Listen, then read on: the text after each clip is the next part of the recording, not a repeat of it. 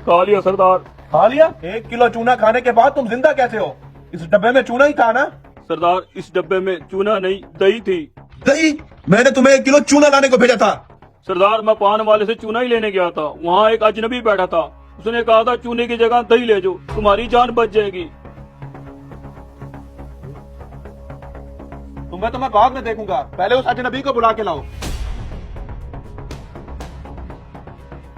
अस्सलाम वालेकुम। वालेकुम सलाम। तुम्हारे कहने पे मैं चूने की जगह दही तो ले गया था, मेरी जान तो बच गई। अब तुम्हें सरदार ने बुलाया है। अंदाजा था मुझे इस बात का। अल्लाह ताला सरदार के कसम से बचाए। तो ये है तुम्हारा सरदार। मैंने अपने मुलाजिम को चूना लाने का कहा था, तुमने इसे दही ले जाने का क्यों बोला?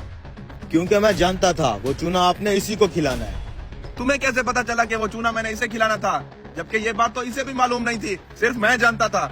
जब इसने पान वाले से 1 किलो चूना मांगा तभी मुझे शक हो गया था कि पान बनाने के लिए 1 किलो चूना तो कोई भी नहीं मंगवाता। फिर मैंने इससे पूछा कि तुम सरदार के पास क्या काम करते हो, तो इसने मुझे बताया कि ये आपका खास मुलाजिम है जो आपको पान बना के खिलाता है। तब मैं समझ गया कि आज सुबह जो इसने आपको पान खिलाया होगा उसमें चूना ज्यादा लग गया होगा। आपकी जुबान कट गई होगी तो आपने सोचा होगा सजा के तौर पर इस मुलाजिम को भी चूना खिला के मारा जाए। बस इसीलिए मैंने इसको कहा कि दही ले जाओ।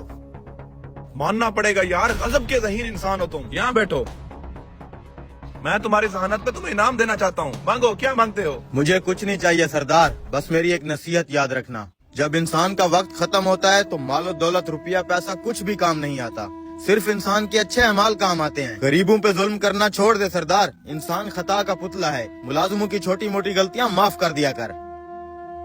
मैंने दौलत के नशे में चूर होकर गरीबों पर बड़े जुल्म किए हैं। पता नहीं क्यों मैं ये बात भूल गया था कि मैंने भी मरना है। हमसे कई बड़े बड़े तानाशाहों को मट्टी खा गई है। अल्लाह हमारी गलतियों को माफ करे।